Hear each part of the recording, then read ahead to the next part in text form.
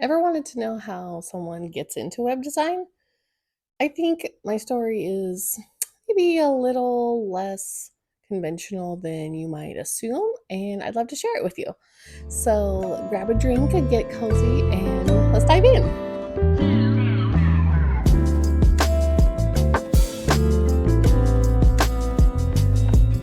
Hey guys, welcome back.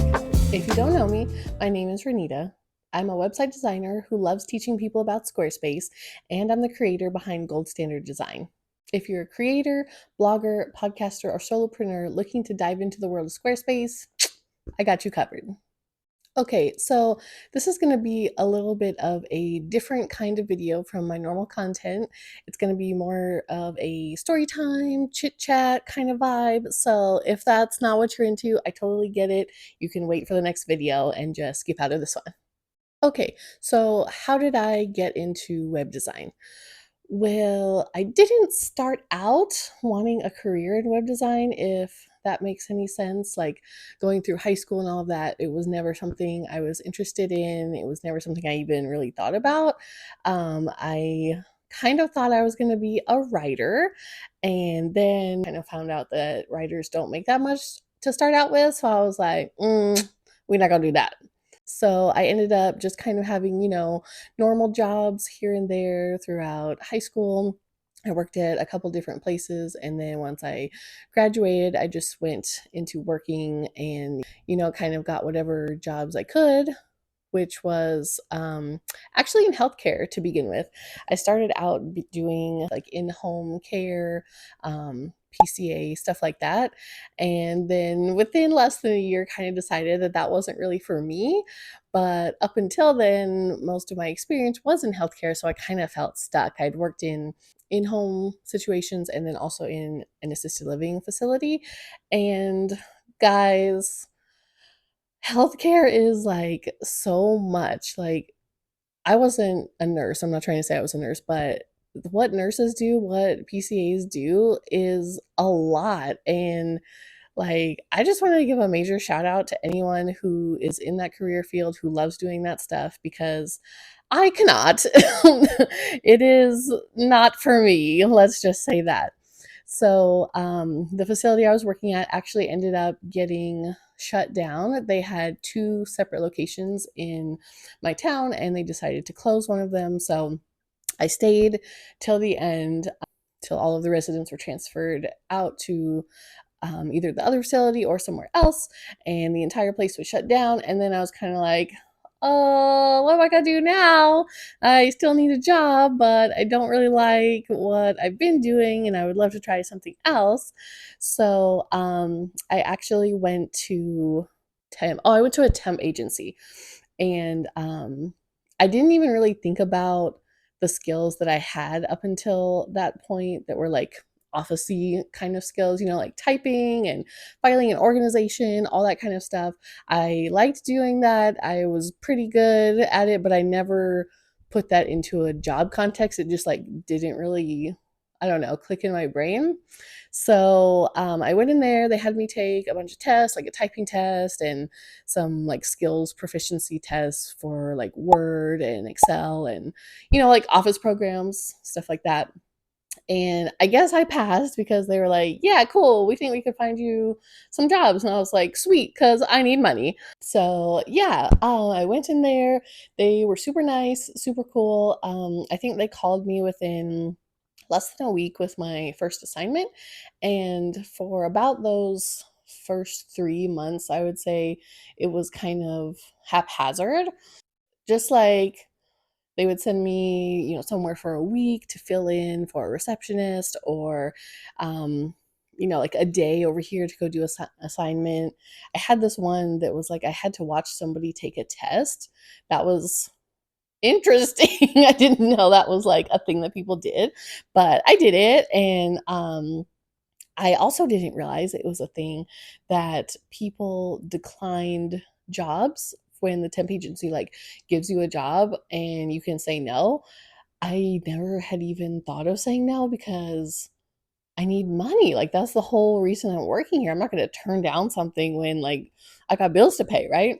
So I just took everything that they gave me. But yeah, so after about 3 months of doing odd jobs kind of here and there, then the temp agency sent me on something that's called like a contract position, which technically they're kind of like all contract positions, but it was more of a longer term assignment. And I ended up working at that place for almost 13 years.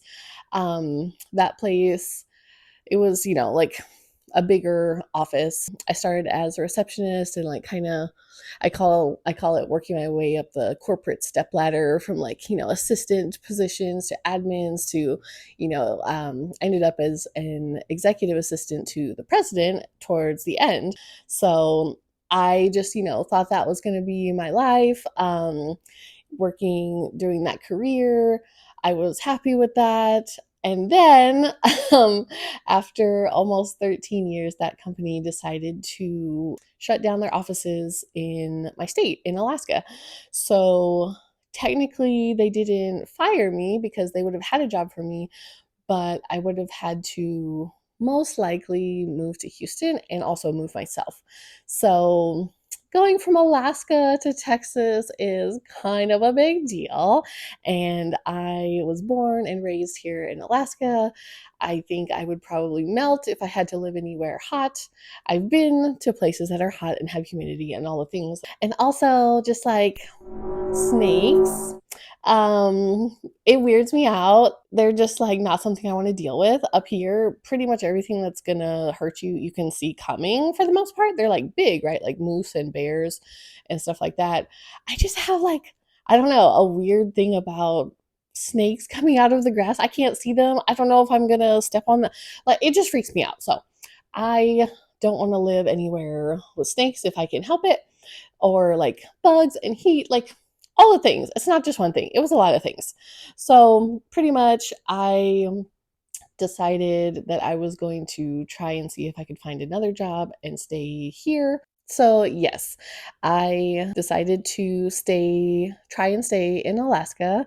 So, I was looking for jobs, and guys, I thought like with my experience, like, resume was pretty strong. Like, I felt pretty confident going to the job market. No. The job market is crazy.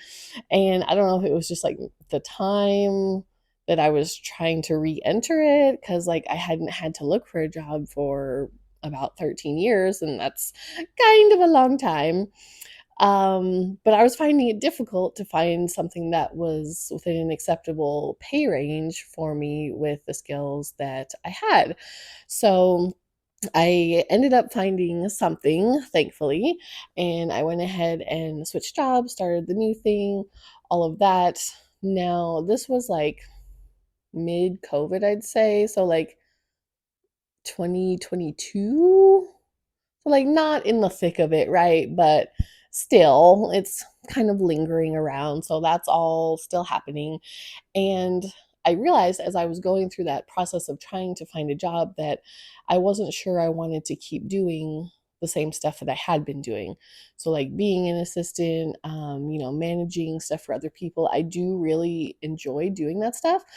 But it's kind of, at least for me, really dependent on the boss that I have and like the person that I connect with. So if we have a good relationship and we connect easily, perfect, no problem. I got it. I love it. It's pretty smooth. But if you get a person that's like not your person, you know what I mean? Like you just don't connect. It's hard in that type of role. So it kind of made me question whether I wanted to continue doing that for the rest of my life. And the answer that I came up with was maybe not. Maybe I'll try something else. So I ended up looking into trainings and certificate programs and like what am I interested in? What do I think would be fun to go try? And what could I make a decent living at? So, oh, that was the other thing. So, when I was looking for other career paths that I might take, I wanted something with like a higher ceiling, like a higher cap of income, basically, so that I had more room to level up as I went through and got more experience and everything like that. And what I came across at first was like a coding certificate, building apps, doing stuff like that. That sounded interesting to me. It sounded like something that I could get behind. The pay was great, especially initially. And I ended up like taking an intro course, kind of, and then realized, oh, this is like kind of harder than I thought. And I know I could have done it, but like I'd been out of that school mentality. Like I hadn't been in college or school for a long time. And it just was not super appealing to have to like focus my brain that much and be so studious and like, I don't know, do all those kind of things again. So once I kind of took that course and realized, this might be a little more work than I had bargained for, I started looking for other things before really like investing any money, any significant money into starting down that path. So in my searches, I came across an ad for a Squarespace web design like training course. I think that's how it was presented. Like, I wasn't even searching for web design. It would just popped up, in my ads and my feed. And I was like, what's that about? So it was the courses from a lady named Paige Brunton. She is kind of like the Squarespace OG expert. Like, I got into all of her stuff. I was reading her blog and just seeing what she had to offer. And then her courses came up. So she actually had two. So she had one course designed just to train you how to use Squarespace and how to um, design websites. And then she had a second course that told you how to make that into a business. So I was like, that sounds like maybe something. So, after sitting kind of on the fence for a good while, I'd say, I went ahead and purchased her bundle, which was both of those courses, and went through them, thinking this is the thing. Like, I'm doing it. This is the thing I'm committing to because I'm investing money in it. And yeah, so I actually had a lot of fun going through her courses, and I had done a lot of research. I love researching something that I'm interested in. So, getting into all of that and just going through the modules and learning the ins and outs was really enjoyable for me. I spent, all my evenings after work just diving into the course and going through everything. I really, really enjoyed it. And then I finished it as quickly as I could, and then started on the second one of how to basically start your business. And I flew through that one as well. And when I actually launched, like, filed my LLC with the state and like all of that, I felt like, ooh, I'm so official now, um, which was really cool. That was really cool for me because I never thought I would own my own business. Like, that wasn't a path that I had ever saw myself going down. So it was really exciting, and I went ahead and launched. I think it was in the summer, like maybe July-ish time, end of July, something like that. And I wouldn't say I got my first clients quickly. I had heard of people getting their first clients before even finishing the courses and everything like that. Um, that was not my story. And I'm not sure if it's because I'm pretty introverted as a person. And so I wouldn't say that my network of like connections and people I know is super huge. And I could be wrong. Maybe I'm like misinterpreting that. Maybe it is. And I just don't reach out to them because that could definitely be a thing too. So I think those people that do get their first clients, but while doing the course or like right after finishing the course, are kind of promoting themselves to friends and family. And I didn't really do that, probably because just like, ooh, it makes me uncomfy. um, that was something I got over, as time went on. But definitely at first, I was like, I'm gonna just keep this to myself. Yeah, I'm just gonna be over here doing my own thing. Like, I don't need to tell nobody about it. Like, I just want to work with strangers. I don't want to have to like explain to people that I actually know in real life, right? So I kind of kept it under wraps for a while and just was working on my marketing. Like after I'd built my site and kind of got my business plan down, not really like a business plan, but the plan of how I wanted to structure how I worked with people. Um, I then it was like, okay, now you've got all that in place. Now you just need to work on marketing, which spoiler alert, I still don't like, guys. Like marketing is not my thing. It's not my thing. Probably when I start hiring out for stuff, that will be like one of the first things that I hire out for will be marketing because it's just not something I enjoy really. And of course, like, it's a numbers game, right? So you got to get your offer, like yourself out in front of a lot of people before you're going to get like the few yeses, right? So that was hard initially. And then I got my first client, which was so exciting. And I had this like little form on my website to say, I think it was like to book a call with me to be like, hey, let's discuss what you want to do, how you want to work together. And I had a part in there that says, like, how did you hear about me? Right. And she straight up said Google, which I was like, okay, like maybe I'm doing something right. So that was really fun. One of the things I really love about having an online business is that you can work with people all over the country, all over the world. It's not, you're not confined to just doing things locally, right? So this lady lived on the other side of the country. Um, it was just really fun to work with her, and she already had a Squarespace site, but she wanted to add some stuff to it. So we worked on doing that. After that, it was encouraging. So I kept going and then ended up branching out with a couple different marketing avenues. Just like building up my library of blogs and things like that. And it was an interesting ride. I definitely wouldn't say it was like overnight success. I know there are lots of people who do have that story. That is not my story, which is okay.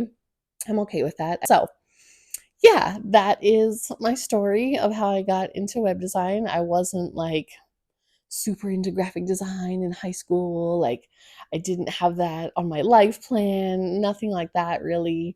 It kind of fell in my lap and I just ran with it and I ended up really loving it and created something that I'm proud of and that I like to think helps people.